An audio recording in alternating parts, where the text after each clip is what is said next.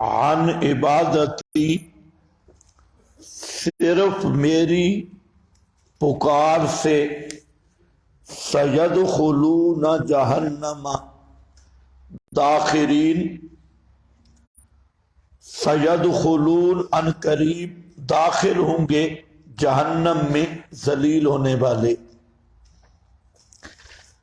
قال ربکم، یہ اعادہ ہے دعوی سورت کا اولاً، ذکر ثانیاً ہے اور اعادہ اولاً دعویٰ تھا فادعوا اللہ مخلصین لہ الدین۔ اسی دعویٰ کو دوبارہ ذکر کیا، وہاں تھا فادعوا اللہ، میں نے ذکر کیا تھا کہ اللہ کو پکارو اس لیے کہ وہ اللہ ہے، وہاں بات کی تھی۔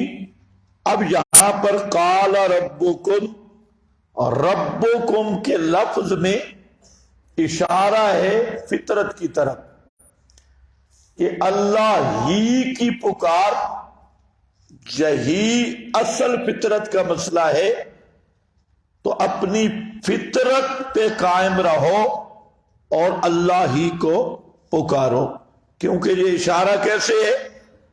فطرت کی جو پہلی گھٹی تھی وہ تھی الست بربکم، قالوا بلا میں وہی اشارہ ہے قال ربکم، وہی رب کہہ رہا ہے جس سے وعدہ کر کے آئے ہو الست بربکم، وہ تھا تمہاری روحوں کی تربیت، توحید ان کی گھٹی میں ڈالی گئی، اور وہی فطرت تھی جس پر تمہاری پیدائش ہوئی، اور وہی فطرت ربانی، اسی پر قائم رہو، اور اس پہ قائم رہنا یہ ہے کہ ادعونی دون غیری، مجھ ہی کو پکارو، میرے علاوہ کسی کو نہ پکارو۔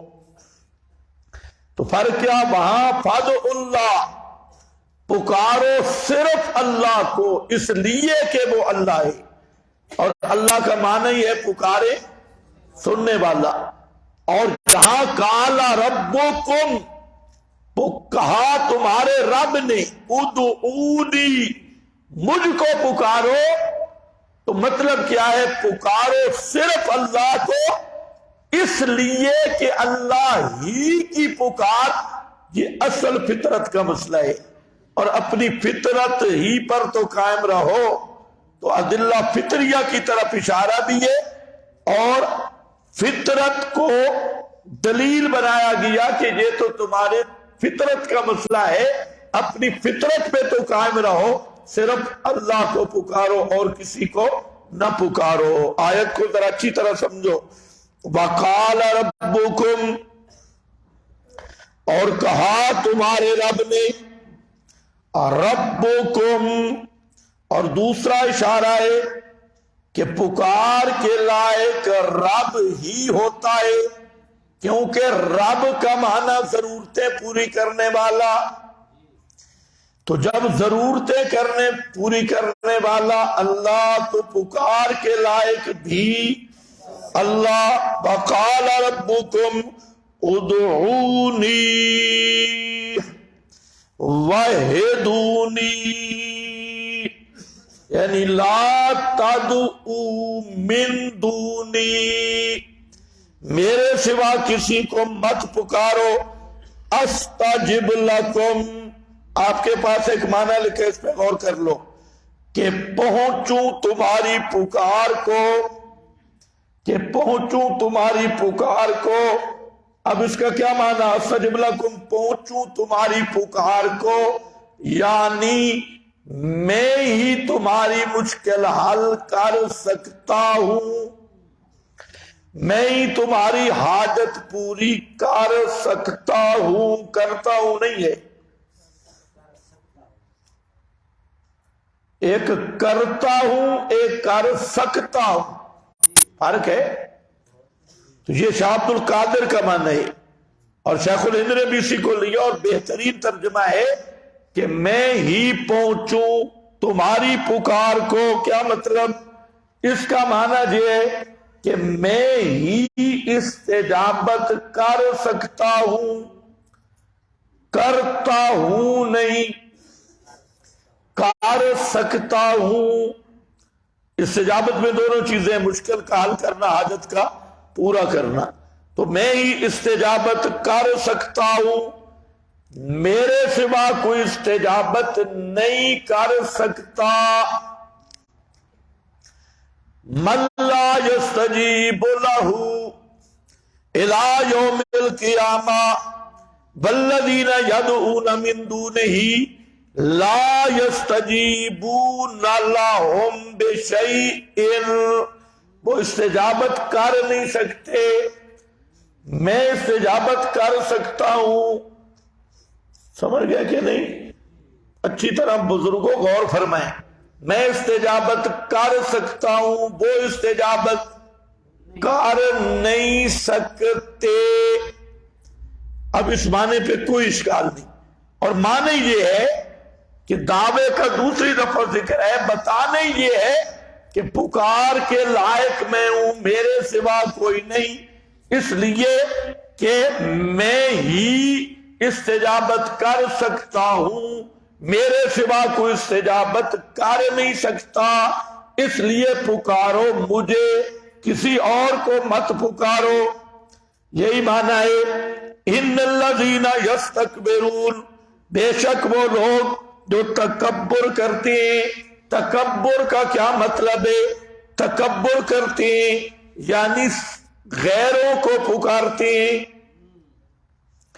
ان عبادتی، میری پکار سے، ان عبادتی، میری پکار سے تکبر کرتے ہیں، یعنی اللہ کے پکارنے پر بند نہیں ہے. ابن کثیر کا حوالہ ہے، صرف اللہ کے پکارنے پر اکتفا نہیں کرتے. عن عبادتی سیدخلون جہنم داخرین. سمجھ گئے میری بات؟ اب یہی معنی ہے کہ ادعونی، مجھ ہی کو پکارو، میرے علاوہ کسی کو مت پکارو. کیوں؟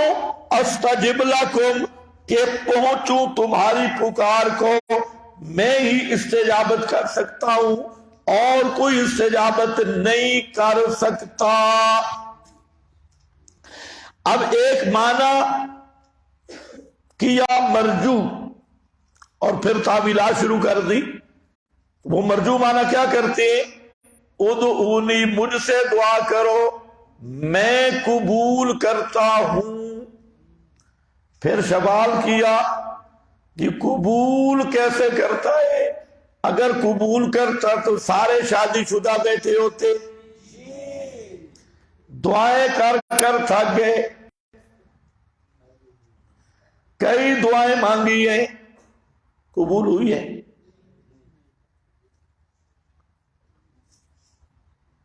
تو پھر استجب لکم، تو پھر تو اللہ تعالیٰ کا کلام میں کذب لازم آ رہا ہے.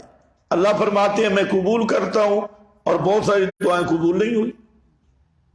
سمجھ گئے میری بات؟ پھر اس کی آگے کیا کرتے ہیں؟ تعبیر، کہ استجابت کی کئی صورتیں ہیں.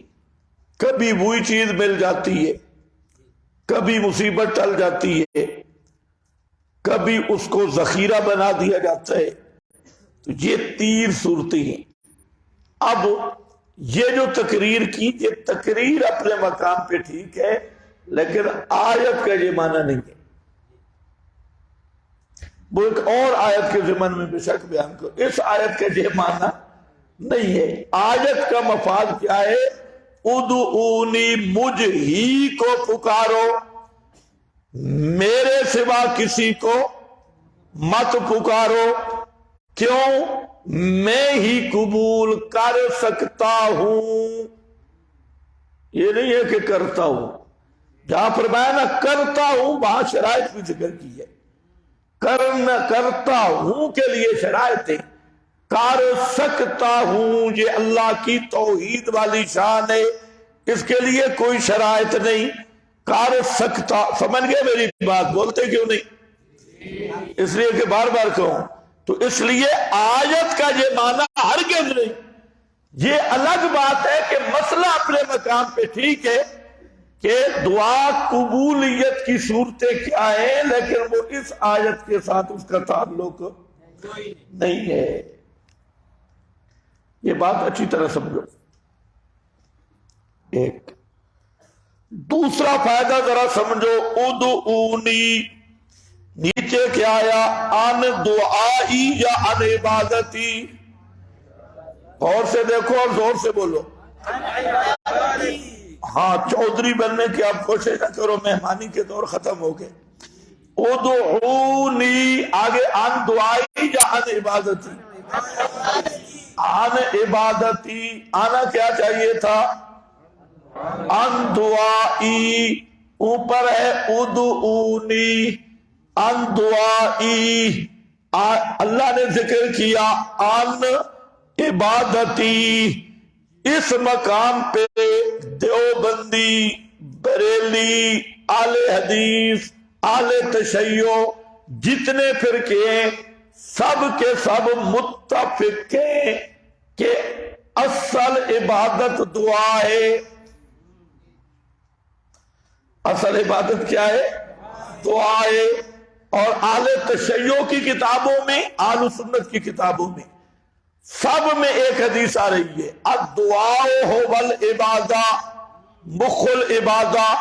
और इस आयत के ज़िमन में पीर करम शाह अज़हरी की आप देख लें, ज़ियाउल कुरान, सईदी की तिबयानुल कुरान और अहले तशय्यो की जितनी मजमुउल बयान और इनकी कंज़, इनकी और सकलैन, तफसीर सकलैन, इस तरह की कोई तफसीर भी बिहारुल अनवार तफसीर नहीं है, लेकिन वहां भी वो रिवायत मौजूद है मजलिसी की।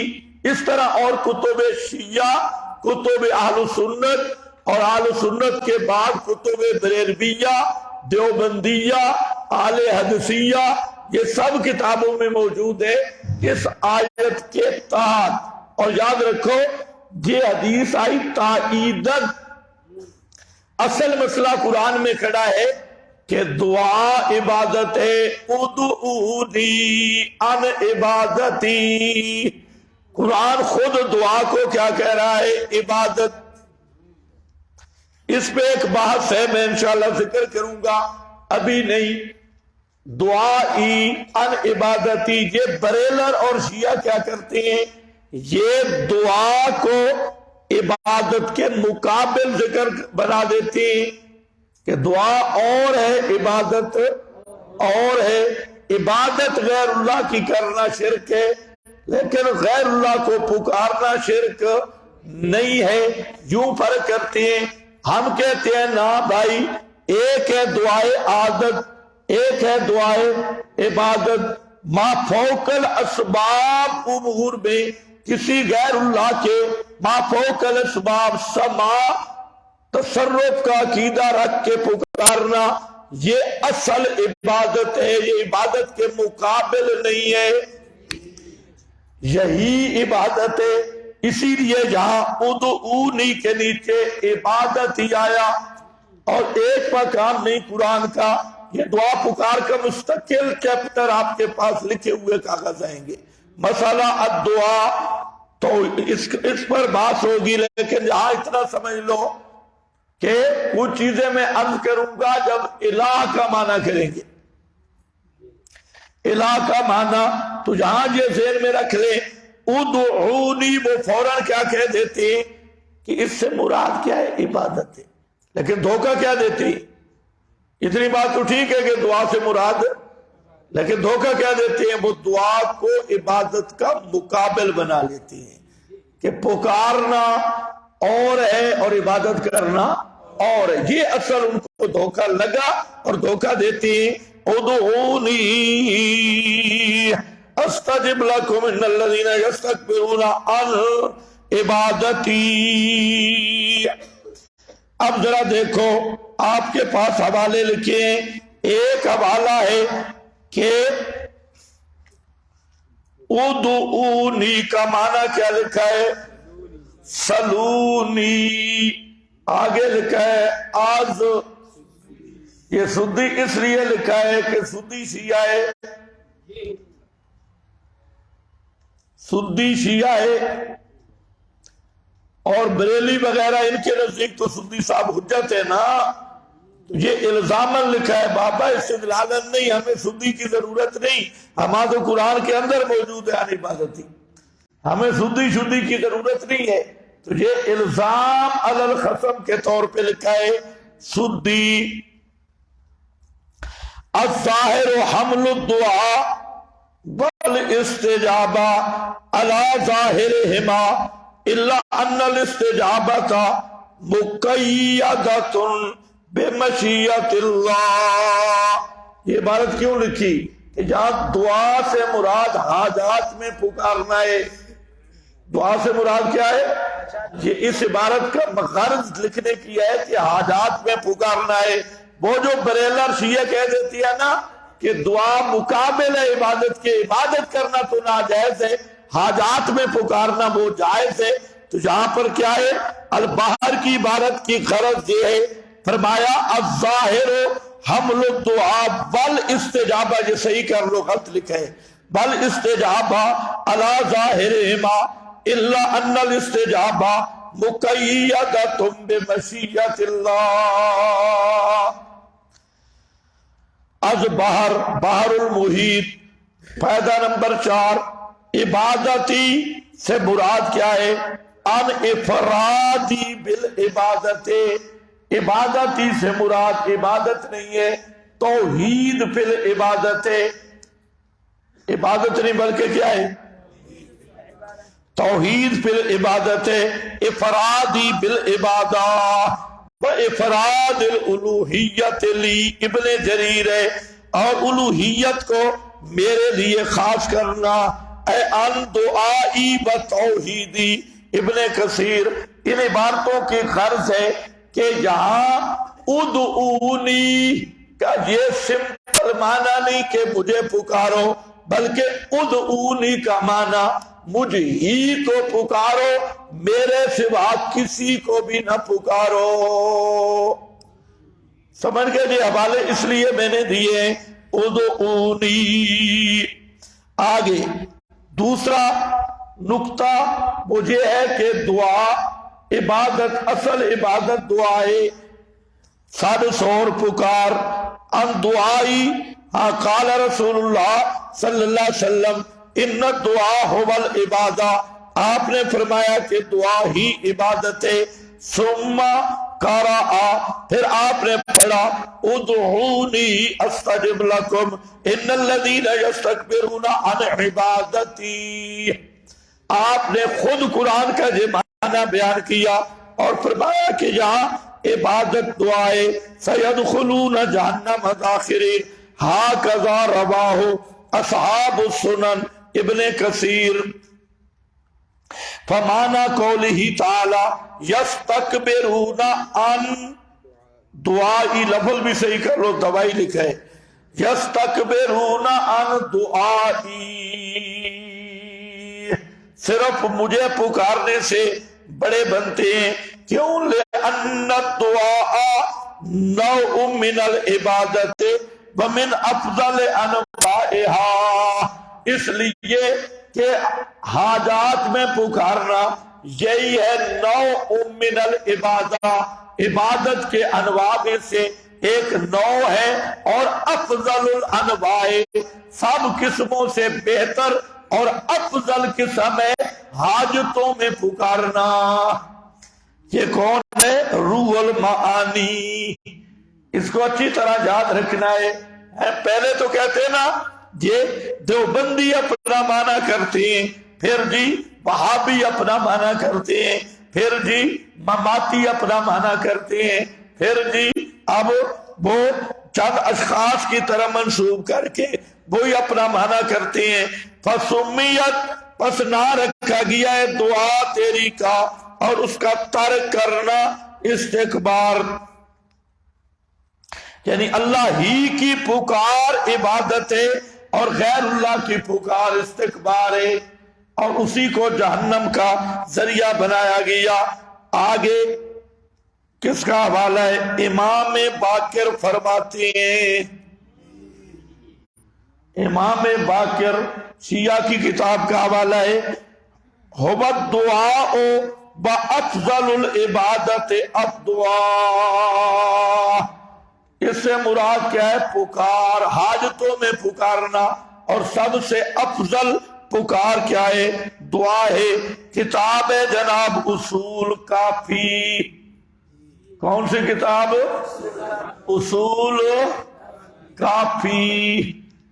ایک اور بھی بڑا جائزے والی بات ہے جو شیعت کے متعلق ذوق رکھتا ہو، اصول کافی ہمارے ہاں سیاہ ستہ معروف ہیں، ان کے ہاں اصول اربع معروف ہیں۔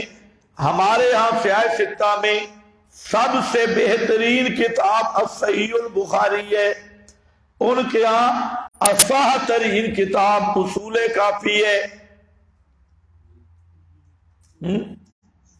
ہمارے ہاں بخاری میں 4000 اور کچھ روایاتیں، ان کے ہاں اصول کافی میں 17000 کے قریب روایاتیں۔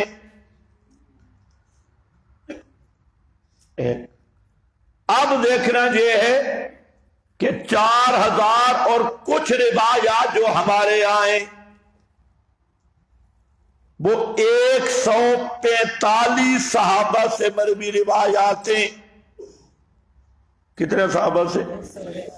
145 صحابہ سے مروی روایات بخاری میں، 4000 اور کچھ روایتیں، اور راوی صحابہ تقریباً 100، یعنی 150 کر لیں، 145 150 صحابہ کے قریب تقریباً، تتبع ہے نا، تو اس کے قریب صحابہ سے مروی روایاتیں۔ اب ذرا دیکھنا ہے اصول کافی میں کتنے صحابہ سے مروی روایاتیں؟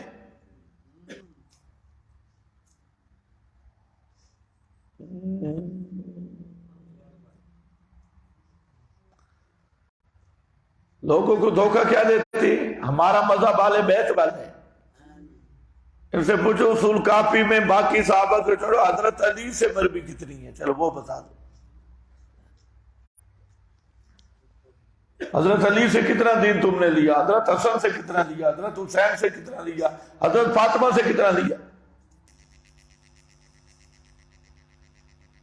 کوئی دنیا کا شیعہ وہ بتا دے، اور جب وہ کیلکولیٹر پہ حساب کرے گا نا، چہرہ واضح ہو جائے گا کہ اہل بیت سے مذہب کس نے لیا ہے۔ آپ میری بات کو سمجھ رہے ہو؟ ابھی میں صرف سوال چھوڑ رہا ہوں، پوچھو ان سے، لوگوں کو گمراہ کرتے ہو ہمارا سے مذہب جی 5 تن پاک والا ہے، جو 5 تن پاک میں پہلے نبی پاک ہے، ان سے پوچھو اصول کافی میں نبی پاک سے کتنی روایتیں ہیں؟ 17000 من چھوڑیا، اسے قریب تے پیغمبر کریم سے کتنا دین لیا ہے؟ پیغمبر کے صحابہ سے کتنا دین لیا ہے؟ چلو صحابہ کو تم نہیں مانتے، علی سے کتنا لیا، حسن حسین کی کتنی روایتیں؟ اپنی کافی سے دکھاؤ۔ کوئی بھی نہیں، تقریباً 9000 سے زائد روایتیں تو صرف امام جعفر صادق سے، اور 4 راوی، ہمارے راوی 145 صحابہ کھڑے، اور امام جعفر صادق سے 4 راوی، اور 4 راوی کتنے نیک ہیں؟ امام جعفر ہاتھ اٹھا کے کہتے ہیں اللہم لعن زرارہ، اللہ زرارہ پہ لعنت کر بے ایمان کے، یہ زندگی کے جھوٹ بولتا ہے مجھ پہ، 4 راویوں پہ امام لعنت کر رہا ہے کہ یا اللہ یہ اتنا حرامی ہے، میرے پاس اور بات کرتا ہے، باہر نکل کے اور بات کرتا ہے۔ کتنے پاک صاف راوی ہے، 4 راویوں پہ امامت کی پھٹکار ہے، امام لعنت کر رہے ہیں، اور یہ تقابل کرتا ہے، اور جی اب اہل بیت والا مذہب ہے ہمارا، اہل بیت سے ہم نے لیا ہے، تم نے اہل بیت سے نہیں لیا، تمہارا مذہب خالص لعنتی راویوں سے آیا ہے۔ جن کے لعنتی ہونے پر ائمہ معصومین کی مہریں لگی ہوئی ہیں، یا عصمت کا عقیدہ گیا یا پورا مذہب گیا۔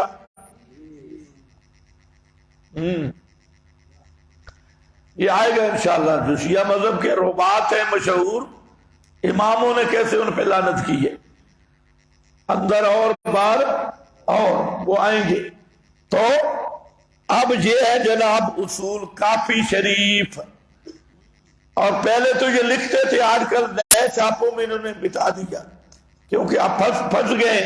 خود کافی ان کے منہ پہ ایسی کالا کہ اب انہوں نے لکھنا چھوڑ دیا۔ پہلے تو کہتے کہ ھذا کافل لشیعتنا، کہ یہ جو کافی ہے ہماری امام غیب کی مصدق کا کافی ہے۔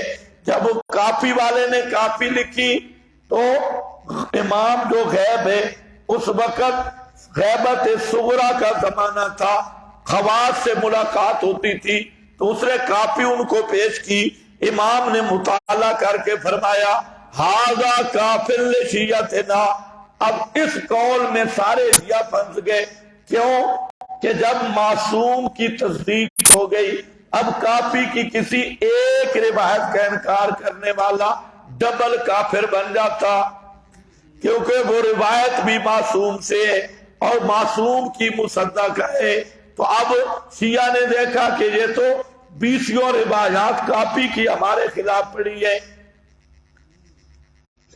اب اوپر بھی معصوم، نیچے بھی معصوم، مصدق بھی معصوم اور روایت بھی معصوم سے، معصوم کا انکار کفر ہے۔ اب بیچارے ہوئے پریشان۔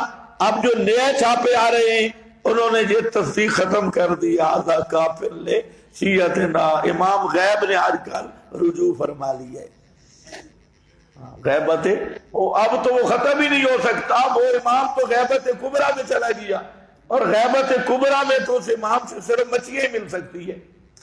اب مچھیاں ان کو بتا ہی نہیں سکتی، یا مینڈکی ملتی ہے۔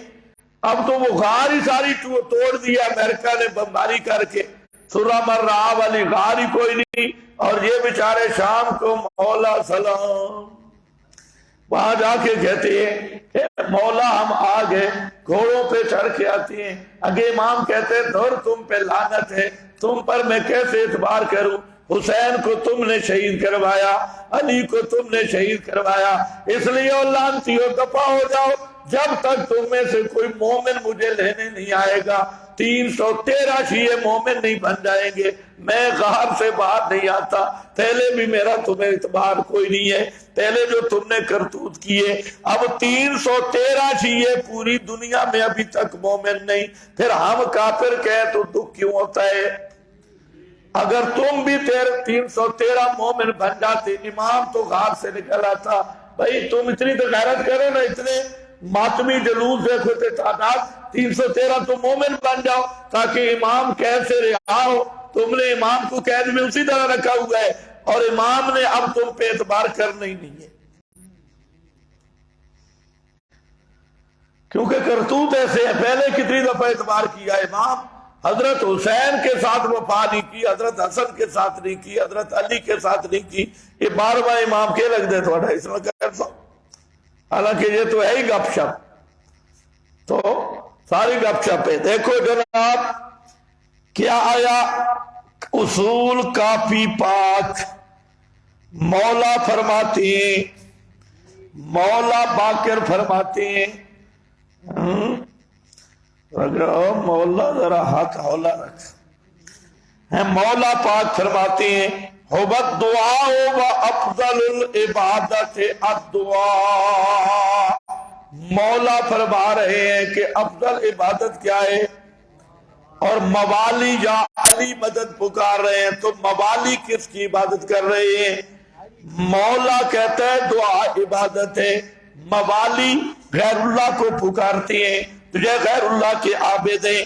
آگے دیکھو جی، ابن فاد ہلی یہ بھی بے ایمان مجتہد اعظم ہے، یہ لکھتا ہے ان الدعاء عبادت فی نفسہ ہی، دعا پکار فی نفسہ ہی عبادت ہے۔ سمجھ گئے؟ یہ عیدت الدائی ہے محمد حسین نجفی القذاب الدجال مقیم سرگدا، یہ محمد حسین نجفی ہے، یہ شیعہ کا مجتہد ہے، پاکستان میں شیعہ کا بڑا مجتہد یہ محمد حسین نجفی ہے، سرگودا میں رہتا ہے، اور محمد حسین ڈھکو سے مشہور ہے، ڈھکو نجفی۔ تو اس نے ویسے زبردست کام کیا۔ میں کہا کرتا ہوں اشاعت التوحید کی دعوت اثر کرتی ہے، کاش اشاعت التوحید کے خطباء صاف دعوت پیش کرتے اور تلبیس نہ کرتے۔ یہ تو فطرت کا مسئلہ ہے، اتنا ہر ایوان میں اس دعوت نے لرزہ برپا کر دیا ہے۔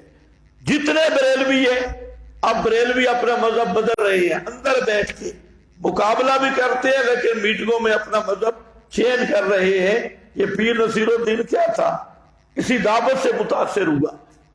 غلام رسول سعیدی کراچی والا، اس نے اتمام البرہان میں نے بڑے حوالے دیے، پھر بریلویوں نے اس کے خلاف کتابیں بھی لکھی، اتمام البرہان میں آیا حوالے۔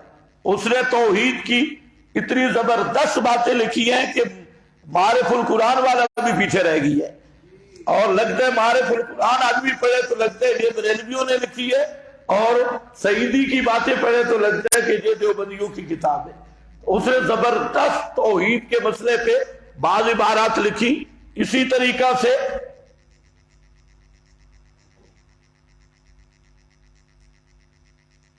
پتہ نہیں کیا لکھا ہے ابھی، مطلقاً شیعہ کو کافر کہنا، مطلقاً تو نہیں ہے، شیعہ کی قید لگی ہوئی ہے۔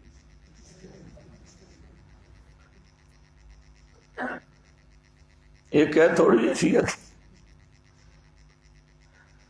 یہ بھائی سارے کچے ملا ہیں۔ یہ جب تکفیر کا مسئلہ آئے گا تو میں بتاؤں گا۔ ہاں بھائی دیکھو کیا کہہ رہا ہوں،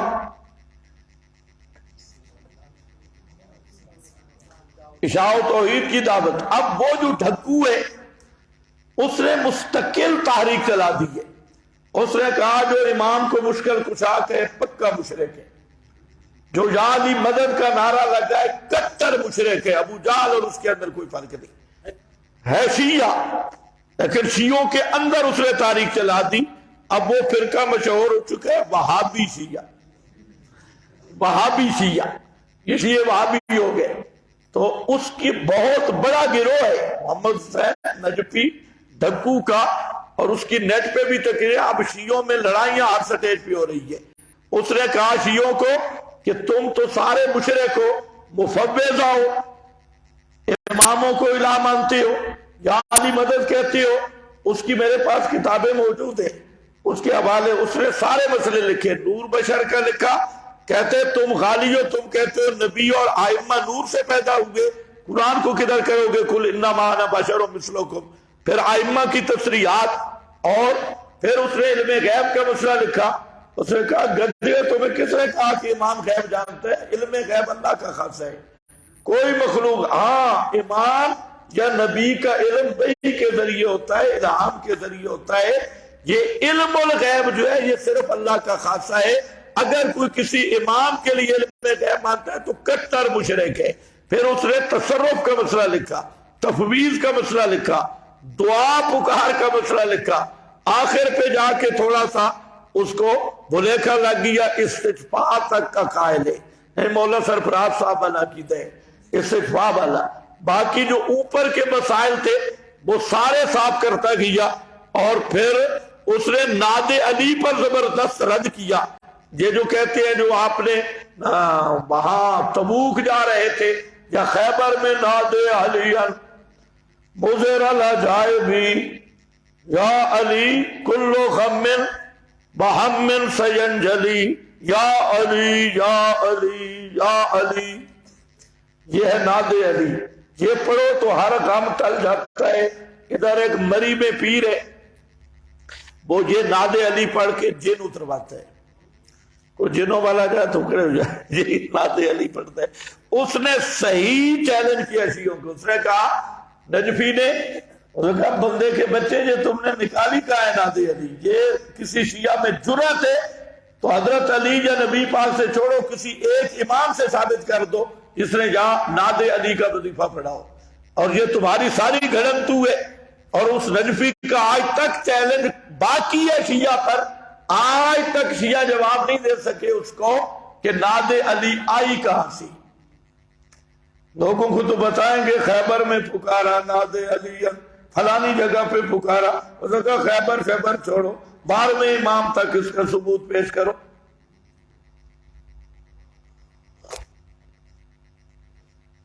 یہ وہ ہے نجفی۔ اب دیکھو، بس جب دعا کرنا نہ صرف عبادت بلکہ افضل العبادات ہے، اور عبادت ذات ایزدی کے ساتھ مختص ہے، تو دعا اور پکار بھی خدا کی ذات کے ساتھ مختص ہوگی۔ دعا اور پکار بھی خدا کی ذات کے ساتھ۔ یہ اصول الشریعہ اس کی کتاب ہے، صفحہ 330 ہے۔ امام جعفر صادق فرماتے ہیں واللہ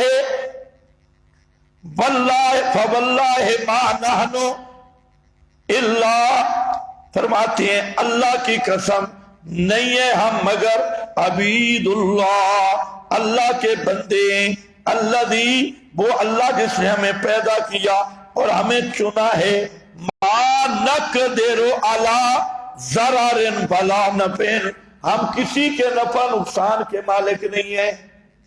یہ کون کہہ رہا ہے؟ امام جعفر صادق۔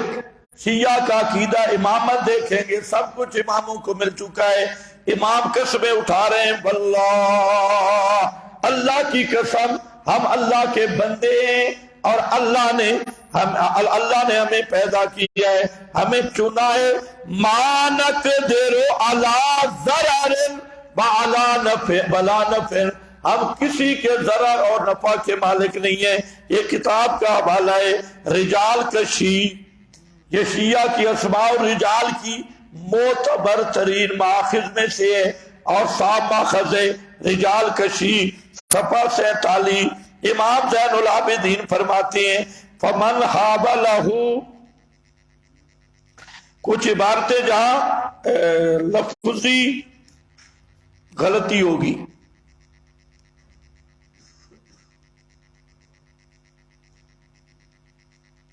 چلو یہ عبارت میں لکھا دوں گا، اس میں لفظی غلطی ہے جہاں اصل کتاب سے دیکھیں گے۔ صحیفہ کاملہ کی عبارت ہے، فرماتے ہیں وَعَلَمْ أَنَّهُ لَمَّا كَانَ لَهُ تَعَالَى خَزَائِنُ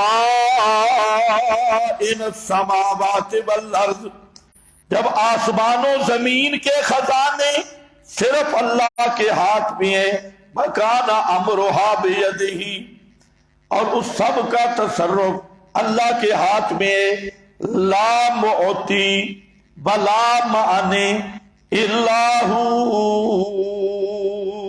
ان خزانوں کو دینے والا بھی کوئی نہیں، روکنے والا بھی کوئی نہیں، الا هو، وقد امر بالدعاء وتکفل بالاجابت، اللہ نے دعا کا حکم دیا ہے، اجابت کا کفیل بنائے، فقال ادعونی استجب لکم، وحث الخلق، اور مخلوق کو اللہ نے ترغیب دی ہے الا ان یسألوا، یہ کہ اللہ سے مانگے مخلوق اس کے عطا سے، فقال واسألوا اللہ من فضلہ، فرمایا اللہ سے مانگو اس کا فضل، وَكَانَتْ لَهُ الْقُدْرَةُ، اللہ ہی کے لیے قدرت تام ہے جو کسی چیز اسے عاجز نہیں کر سکتی، وَكَانَ لَهُ الْجَوَادُ، اور اسی کے لیے سخاوت ہے جو لا بخل پیے، جس میں کوئی بخل نہیں ہے،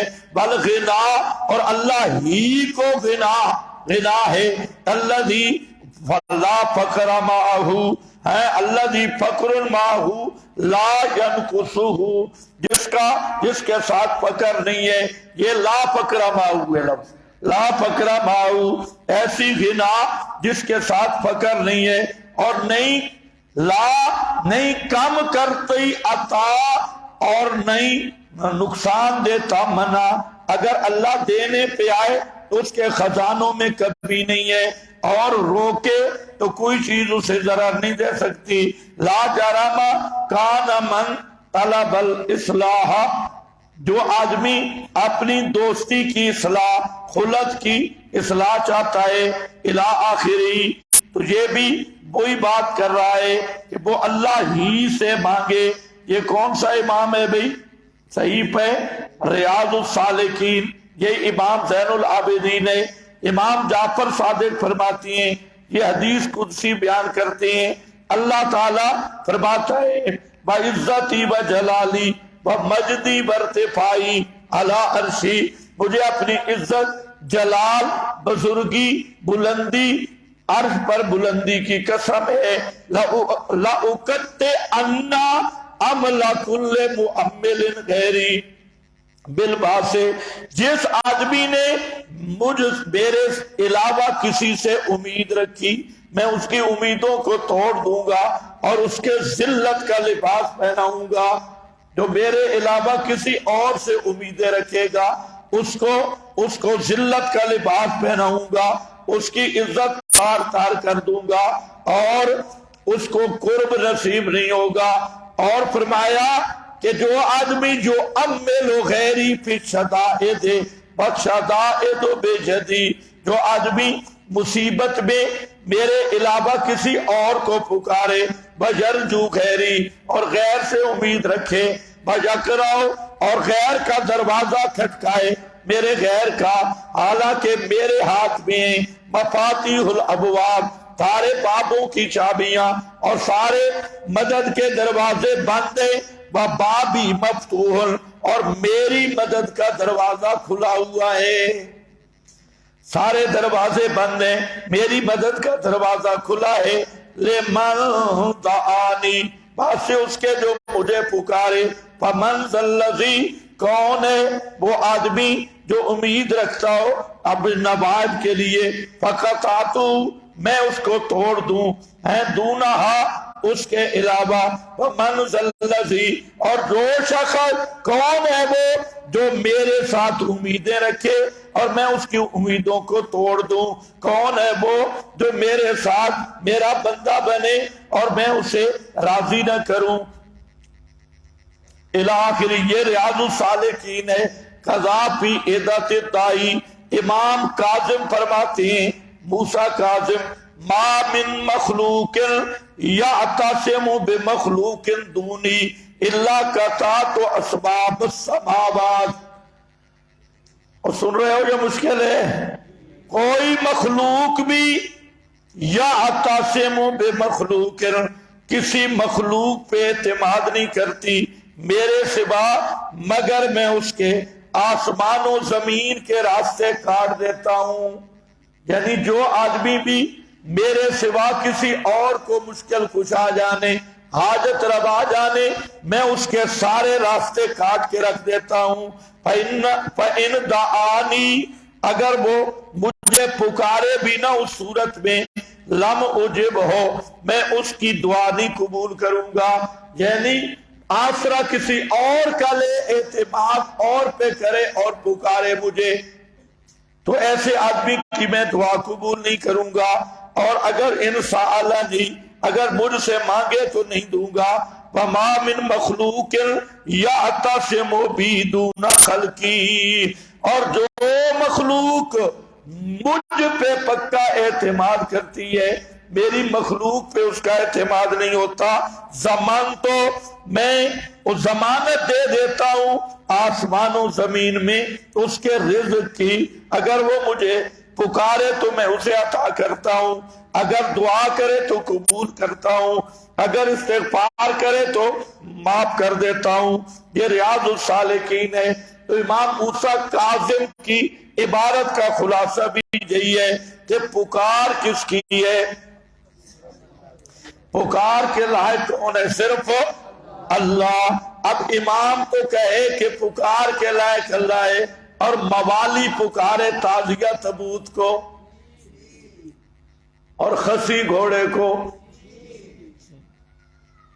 یہ فلسفہ مجھے آج تک سمجھ نہیں آیا۔ بھئی خسی گھوڑے سے بیٹا مانگنے کا کون سا تک بنتا ہے؟ ادھر گھوڑے کو خسی کیا، ادھر بیٹا مانگنا ہے۔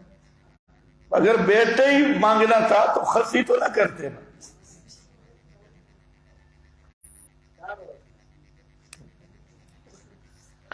یہ نکتہ ویسے قابل حل ہے، کوئی ذاکر ملے تو اس سے پوچھو، بھئی خسی سمجھتے ہو نا؟ ہاں، چلا لگوانا۔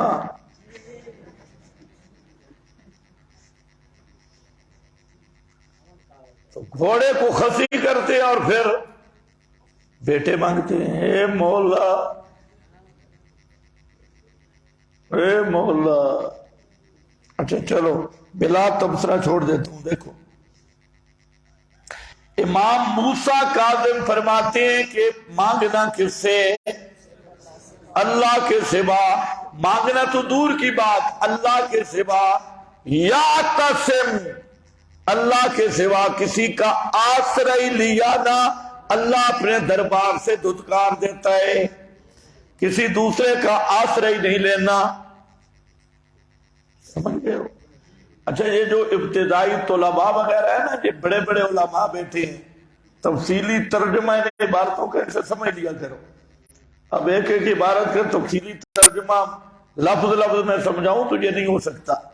جو عام میں علماء بیٹھے ہیں، آپ بھی مہربانی کیا کریں کہ یہ جو دوسرے طلباء ہیں ان کو ترجمہ بے شک اپنی اپنی بولی میں سمجھا دیا کریں عبارات کا، اور جہاں جو الفاظ غلط لکھے ہوئے ہیں وہ کوئی تو میں نشاندہی کر رہا ہوں، تو اصل کتابوں سے ملانا ضروری ہے۔ وہ کتابیں لانی تھی لیکن کہ آگے خالی خانہ ہے۔ آگے دیکھو، قذافی اذا اللہم انی خلصت بانقطاعی الیک واقبلت علیک وصرفت وجہی عمن یحتاج الی، یہ اسی طرح کی دعا ہے صحیفہ کی۔ علامہ سید علی خان لکھتے ہیں من التوکل، توکل یہ ہے اللہ کا طلب لنفسک ناصرا غیر اللہ۔ توکل کا معنی لکھ رہا ہے اللہ کے سوا کسی سے مدد نہیں مانگنی، اللہ کے سوا کسی سے، وَلَا لِرِزْقِكَ قَاسِمًا غَيْرَ اللَّهِ، اور رزق اپنے رزق کا اللہ کے سوا کسی کو قاسم نہیں بنانا۔ قاسم کون ہے؟ اب یہ خان صاحب تو احمد رضا خان صاحب سے بھی اچھا ہے، یہ شیعہ خان صاحب ہے، بریلوی خان صاحب سے اچھا ہے، کیونکہ وہ کہتے ہیں رزق کا قاسم نبی پاک ہے، ہر چیز کے قاسم نبی پاک ہے۔ اور یہ خان صاحب کہہ رہا ہے کہ وَلَا لِرِزْقِكَ قَاسِمًا غَيْرَ اللَّهِ وَلَا لِعَمَلِكَ شَاهِدًا، اور اپنے اعمال کا کسی کو گواہ نہ بنانا، ریاکاری نہ کرے، اپنے عمل کا کسی کو گواہ نہ بن، دکھا دکھا دکھا کے نہ عمل کرنا، اور ناصر بھی غیر اللہ کو نہ بنانا، قاسم بھی غیر اللہ کو نہ بنانا۔ یہ عدت الدائی ہے۔ حضرت امیر المومنین فرماتی ہیں فَإِذَا اشْتَدَّ الْفَزْعُ فَإِلَى اللَّهِ الْمَفْزَعُ، جب مشکل بڑھ جائے تو اللہ میں حسر ہے یا نہیں؟ غور سے دیکھو، الاللہ المفزع، جب مشکل مصیبت آ جائے تو اللہ ہی کی طرف بھاگنا ہے، وہی جائے پناہ ہے، اسی ہی کو پکارنا ہے۔ یہ مولا فرما رہے ہیں، مولا علی، یہ مولا فرما رہے ہیں۔ اور مولوی کیا کہہ رہا ہے جب مصیبت ہو تو کہنا علی علی، علی خود کیا فرما رہے ہیں الاللہ المفزع، اور جب مصیبت آ جائے پکارنا کس کو ہے؟ کون کہتے ہیں؟ یہ مولا علی کہتے ہیں۔ تمہیں مولا کہتے ہو کیا ہے؟ فَإِذَا اشْتَدَّ الْفَزْعُ فَإِلَى اللَّهِ الْمَفْزَعُ، یہ اصول کافی ہے، کتاب الدعا ہے۔ اور امام موسیٰ کاظم فرماتے ہیں ما من طلاء ينزل على عبد مؤمن فيلهمه الله الدعاء الا كشف ذلك البلاء۔ امام موسیٰ کاظم فرماتے ہیں کہ جو مومن پہ مصیبت آئے اور اللہ مومن کو اپنی پکار کی توفیق دے دے، کیا ہے یلہمو، اپنی پکار دل میں ڈال دے کہ اللہ ہی کو پکارنا ہے، تو اللہ اس مصیبت کو دور کر دیتے ہیں۔ اور آگے امام زین العابدین کیا کہہ رہا ہے؟ انت المدعو للمہمات، انت المدعو، اللہ تو ہی ہے المدعو، اللہ تو ہی ہے المدعو۔ اعوذ باللہ پڑھو، وہ شیطان آیا ہوا ہے، ابلیس ہے۔ ہاں بھئی، انت المدعو، اللہ تو ہی پکار کے لائق ہے۔ انت المدعو، تم کہہ سکتے ہو کرامت ہم تم نے ابلیس کو آنکھوں سے دیکھ دی ہے۔ ہاں بھئی، انت المدعو، اور سنو سنو کیا کہہ رہا ہوں، تو ہی کیا ہے؟ ہاں، تو ہی پکار کے لائق ہے، المدعو۔ اور بھی ہے کوئی؟ للمہمات وانت المفزع، تو ہی مفزع ہے جائے پناہ ہے مصیبتوں میں، بلا يندفع منها الا ما دفعت، بلا ينکشف منها الا ما کشفت، کوئی مصیبت ٹال نہیں سکتا مگر وہ جو تو ٹالے، اور کوئی مصیبت حل نہیں کر سکتا مگر جو تو حل کرے۔ یہ صحیح پائے علامہ سید علی خان لکھتا ہے تعریف المسند ہنا بلام الجنس لافادۃ الکسر تحقیقاً باعتبار تقییدہ بالظرف اذ لیس غیرہ تعالی مدعوبا للمہمات۔ یا حسر والا معنی جو میں کر رہا تھا، یہ سید علی خان شیعہ ہے، اس کی تائید ہے کہ یہاں حسر والا معنی ہے کہ مشکل کشا کوئی نہیں، حاجت روا کوئی نہیں سوا اللہ کے۔ یہ بالظرف اذ لیس غیرہ تعالی مدعوبا للمہمات ولا مفزعا فی الملمات، وان دعا غیرہ لہا، اگر غیر کو پکارے، یا فاضع الیہ فیہا، غیر کی طرف پناہ حاصل کرے، تو وہ کیا ہے؟ فہو جہل محض او شرک خفی او صریح۔ یہ اگلا اور ٹھیک ہے، یہ شرک صریح ہے، یعنی یا تو جہالت ہے یا شرک خفی ہے یا شرک صریح ہے۔ اللہ اس بنیاد پر کہ دعا اندہ نزول ہے، جب کوئی مصیبت آ جائے اللہ سے اللہ کو پکارنا، اللہ کی پناہ میں آنا، ہینا حلول المہمات دونا غیر ہی امرن فطری، امرن فطری، مصیبتوں میں اللہ ہی کو پکارنا یہی فطرت ہے۔ یہی امر کون سا ہے؟ اس پہ خاص نشانی لگاؤ، یہی امر فطری ہے۔ کما قال تعالی وَإِذَا مَسَّكُمُ الضُّرُّ فِي الْبَحْرِ ضَلَّ مَن تَدْعُونَ إِلَّا إِيَّاهُ قَالَ أَرَأَيْتَكُمْ إِنْ أَتَاكُمْ عَذَابُ اللَّهِ أَوْ أَتَتْكُمُ السَّاعَةُ، کیا اللہ کے اغیر اللہ تدعون،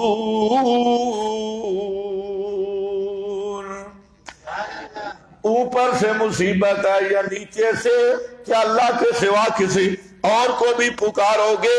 یہ ریاض السالکین ہے، سب سے بہتر عبارت ہے امر فطری، اور یہ ہر فرقے کی عبارتیں آئی ہے، یہی فطرت ہے، فطرت اللہ۔ اور یہی ہے الستو بربکم، یہی ہے کل مولود یولد علی فطرت الاسلام، اور یہی ہے دین توحید، دین فطرت، امر فطری۔ آگے ذرا دیکھنا، امام رضا فرماتی یا من یعلم الغیب یا من لا یعلم الغیب الا ہو، یہ لا لکھنا ہے، لا یعلم الغیب الا ہو، یا من لا یصرف یصرف السوء الا ہو، یا من لا یدبر الامر الا ہو، یا من لا یغفر الذنب الا ہو، یا من لا یخلق الخلق الا ہو، یا من لا ینزل الغیث الا ہو۔ یہ دعائیں ہو رہی ہیں، اور دعا کیا ہے؟ اے وہ ذات پاک جس کے سوا غیب کوئی نہیں جانتا، اے وہ ذات پاک جو مصیبت کو تیرے سوا ٹال کوئی نہیں سکتا، اے وہ ذات پاک تیرے سوا کوئی کائنات میں مدبر نہیں ہے، اے وہ ذات پاک تیرے سوا کوئی گناہ کو بخش نہیں سکتا، اے وہ ذات پاک تیرے علاوہ کوئی پیدا نہیں کر سکتا، اے وہ ذات پاک تیرے سوا کوئی بارشیں نہیں اتار سکتا۔ یہ ساری شانیں کس کی بیان کر رہا ہے؟ اللہ کی ہیں۔ یہی ہے توحید، یہی ہے پکار، یہ مفاتی ہے۔ دعا عبادت کی روح اور اس کا مغز ہے۔ یہ بریلوی حضرت ہے پیر کرم شاہ، جہاں تک شیعوں کی باتیں تھی کہ دعا اور پکار یہ اصل عبادت ہے، اب آ جاؤ جی بریلوی حضرات کہتے ہیں جناب دعا عبادت کی روح اور اس کا مغز ہے، کیونکہ انتہا درجہ کی عاجزی اور نیاز مندی کو عبادت کہتے ہیں۔ اس کا ظہور صحیح معنوں میں اسی وقت ہوتا ہے جب انسان مصائب میں گھرا ہو، دو ساتھ چھوڑ گئے ہوں، ہر تدبیر ناکام ہو چکی ہو، حالات کی سنگینی نے اس کی قوت طاقت کو ریزہ ریزہ کر ڈالا ہو، جب ہر طرف سے امیدیں منقطع کر کے، ہر طرف سے اسباب سے بھی گئے، ہر طرف سے گئے، امیدیں منقطع کر کے اپنے رب کریم کے در اقدس پر آ کر وہ سرے نیاز جھکا دے، اس کی زبان گنگو، دل درد مند کی داستان اشک کے بار آنکھیں سنا رہی ہوں، اشک بار آنکھیں سنا رہی ہوں، اور اس کو یقین ہو کہ وہ اس قادر مطلق کے سامنے اپنا قصہ غم پیش کر رہا ہے اور اپنی مشکل کو بیان کر رہا ہے، جس کے سامنے کوئی مشکل ہی نہیں، نیز جس سے یہ پختہ اعتماد ہو کہ یہاں سے کبھی کوئی سائل خالی نہیں گیا۔ ابھی تک کہتے ہماری سنتا نہیں، ابھی کہہ رہا ہے یہاں سے کوئی سائل خالی نہیں گیا، میں کبھی خالی اور محروم نہیں لوٹایا جاؤں گا۔ جو عجز و نیاز، جو غایت و تذلل، جو خضوع خضوع اس وقت ظہور پذیر ہوتا ہے، اس کی مثال کہاں ملے گی؟ اسی لیے تو رحمت عالم صلی اللہ علیہ وسلم نے فرمایا الدعاء مخ العبادہ، دعا ہی اصل عبادت ہے۔ یہ ہے جناب ضیاء القرآن پیر کرم شاہ بھیروی، اتنا تو مان گیا نا کہ حاجات میں پکارنا یہ کیا ہے؟ بولو، یہی ہم منوانا چاہتے تھے، یہ عبادت ہے۔ آگے جناب، اچھا نہیں آ رہی ہے لیکن پیچھے آ جا۔ میں نے عرض یہ کیا کہ الدعاء حاجات اور مشکلات میں پکارنا یہ عبادت ہے۔ اللہ کو پکارے تو اللہ کی عبادت ہے، پیر کو پکارے تو پیر کی عبادت ہے۔ زندہ کو پکارے تو زندہ کی عبادت ہے، مردہ کو پکارے تو مردہ کی عبادت ہے، رسول کو پکارے تو رسول کی عبادت ہے۔ اور کلمے میں اقرار تھا لا الہ الا اللہ۔ اب جب غیر اللہ کو پکار رہا ہے تو غیر کی عبادت کر کے کیا بن گیا؟ اور کلمے کا منکر بن گیا، کلمے والے عہد کو توڑ دیا ہے۔ اس لیے ایک مسئلہ یہ تھا۔ دوسرا ایک لطیفہ سن لو، یہ جو رضا خانی ہے نا، رضا خانی ہر مسئلے پہ مناظرہ کرنے سے بھاگتی، لیکن دو مسائل ہیں جس پہ انہیں بڑا ذوق ہوتا ہے مناظرہ کرنے کا۔ ایک موضوع ہے عبارات اکابر اور دوسرا موضوع ہے دعا بعد الجنازہ۔ ان دو موضوعات پہ رضا خان کو اتنا ذوق ہے مناظرہ کرنے کا، رات کو بھی آپ کہیں وہ تیار ہے۔ اس کی وجہ یہ ہے جہاں آج کل میلاد النبی ہے، یہ بدعات وغیرہ، اس کی وجہ یہ ہے کہ انہیں پتہ ہے کہ علم الغیب، حاضر ناظر، مختار کل، دعا پکار، ان مسائل پہ ہے تو پورا قرآن ہمارے خلاف نازل ہوا ہے۔ اگر کوئی ناظر قرآن پڑھنے والا بھی کھڑا ہو گیا، پورا قرآن جہاں سے بھی پڑھو ان کے خلاف ہے۔ لہذا انہوں نے طریقہ اختیار کیا کہ عبارات اکابر ہے، اس میں ہم ساری یہودیوں گستاخیوں والی آیتیں، یہودیوں منافق جن میں ان کا تذکرہ ہے، ساری علماء دیوبند پہ فٹ کر دیں۔ کون ہے پوچھنے والا؟ اردو آیت پڑھی، ادھر نام لے لیا شاہ اسماعیل شہید کا، تو وہ گالیوں کے جو بریلوی مولویوں نے کورس کیا ہوتا ہے۔ احمد رضا خان کی اگر کتابیں پڑھے 4 صفحوں کے بعد لفظ کتا نہ ملے تو پھر کہنا، کیونکہ پیر کی جب بیعت ہوا تو خود فرماتی ہے میں نے جب پیر کی بیعت کی تو حضرت صاحب جب گئے بیعت کے لیے تو 2 اعلیٰ نسل کے کتے بھی ساتھ لے گئے۔ پیر بھی شوقی تھا، اس نے جاتی خلافت عطا کر دی، تربیت شربیت نہیں، پہلے دن ہی دے دیتی کتا دا انعام۔ اچھا، دعا بعد الجنازہ پہ بریلوی بڑے شوق سے مناظرہ کرتی، اور کیوں کہ جتنی دعا پکار والی آیتیں ہیں نا انہوں نے ثابت کرنا ہے دعا بعد الجنازہ۔ اب جتنے مناظرے آپ ان کے دیکھیں وہ یہی پڑھیں گے قال ربکم ادعونی، اللہ نے فرمایا دعا مانگو۔ یہ دیوبندی کہتے ہیں دعا نہ مانگو، اب لوگوں کس کی مانو گے؟ تو وہ جو استدلال کرتے ہیں، اور میں سمجھتا ہوں کہ ہمارے جو حضرات نے بریلویوں سے اس موضوع پہ مناظرے کیے، ان سے ایک بہت بڑی بھول ہوئی، اور وہی تو اصول ہے۔ ہمارے حضرات سیدھے سادے ہیں، وہ یہ سمجھتے ہیں کہ ہم اصول کے مطابق مناظرہ کریں گے۔ اصول کے مطابق مطلب ہے موضوع کو نہیں چھوڑیں گے، وہ ادھر ادھر نہیں جاتے۔ لیکن اس کا بریلویوں نے بڑا غلط فائدہ اٹھایا، انہوں نے یہ ساری دا سادہ کا عبادی انی فانی قریب ادعونی اجیبو امی یجیب المضطر اذا دعاہ، یہ بھی پڑھتی ہے۔ 5-10 ایتیں پڑھی، اب عوام فرق نہیں کر سکتی۔ آپ کے حضرات کہتے ہیں ہم اصول پہ کر رہے ہیں، یاد رکھو جہاں اصول کی ضرورت نہیں ہے، کیونکہ انہوں نے خود اصول کی خلاف ورزی کی۔ مسئلہ دعا بعد الجنازہ کا ہے، انہوں نے مسئلہ چھیڑا ہے دعا پکار کا، تو ہم نے موضوع چھوڑا ہے جو انہوں نے۔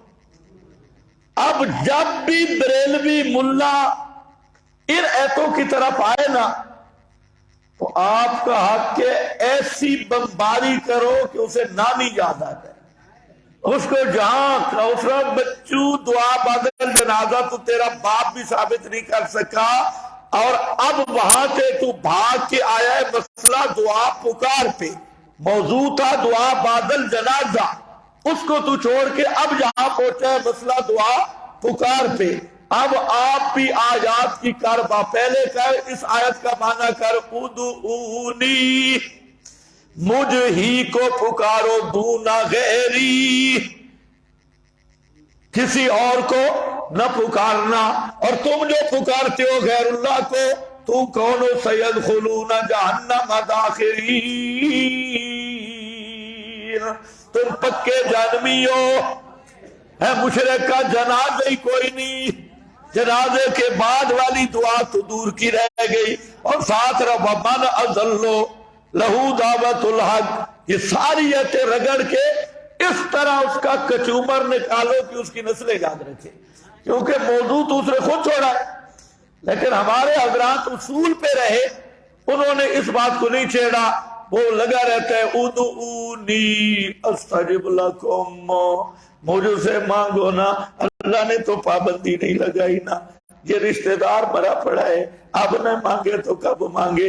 امن یجیب المضطر، تو جب کسی کا کوئی مر جائے مجبور ہے یا نہیں، جیا ہے، تو اللہ فرماتے ہیں مجبور جب بھی دعا مانگے میں قبول کرتا ہوں، جنازے سے پہلے مانگے یا جنازے کے بعد مانگے، سلام سے پہلے مانگے یا سلام کے بعد مانگے، وہ یوں پوریا تقریر ہے۔ لیکن آپ نے کیا کرنا ہے؟ ادھر سے پڑھیں کہ موضوع کیا ہے؟ دعا بادل، موضوع چھوڑ کے کون کی ہے؟ اس نے آیت پڑھی ہے قال ربکم امن یجیب اذا سالک عبادی، تو موضوع آپ نے چھوڑا ہے یا اس نے چھوڑا ہے؟ اس نے چھوڑا ہے، تو اس کو کہو بچو جنازہ تو ہوتا ہے مواعظ کا، تو ہے ہی مشرک، مشرک کا جنازہ ہی کوئی نہیں، پہلے مسئلہ پکارتے ہیں، ہاں اسی مسئلے پہ اس کو ایسا رگڑا لگاؤ نا، اسے تو 3-4 ایتیں پڑھنی ہوتی ہے، تم 50-60 پڑھ لو پکار والی، ہر ٹرم میں 10-10 ایتیں پڑھو تاکہ چس آ جائے۔ ایک مناظرہ میں حضرت نعمانی صاحب نے تھوڑا سا، وہ مولوی سعید اسد تھا، اس کے ساتھ سلارے کا جو مناظرہ ہے، اس میں نعمانی صاحب رحمہ اللہ نے اس آیت کو اس طرح پیش کیا، جب اس نے پڑھی ادعونی، ہر ایک کے سامنے پڑھتا تھا، تو نعمانی صاحب نے جہاں ایک تھوڑی ضرب لگائی، ادعونی دون غیری، مجھ ہی کو پکارو، میرے علاوہ کسی کو نہ پکارو، لیکن اس میں پھر لڑائی ہو گئی تھی، مناظرہ آگے چلا نہیں تھا۔ باقی جتنے مناظرے ہوئے ہیں دیوبندیوں بریلویوں کے، تو دعا بادل جنازہ کا مناظرہ موضوع ہے، اور ایتیں ساری پکار والی پڑھتے ہیں جن آیات کے مطابق تمام، تو جب اپنے آپ کو خود مشرک ثابت کر دیا پھر تو کام ختم ہو گیا۔ مشرک کا تو جنازہ نہیں ہے، ما کان للنبی والذین آمنوا، تو اب جنازے کے بعد والا موضوع تو ختم ہے، البتہ یہ موضوع پکا ہو گیا کہ رضا خانی اپنے بقول کٹر مشرک ہیں، غیر اللہ کے پجاری ہیں، غیر اللہ کے عابد ہیں۔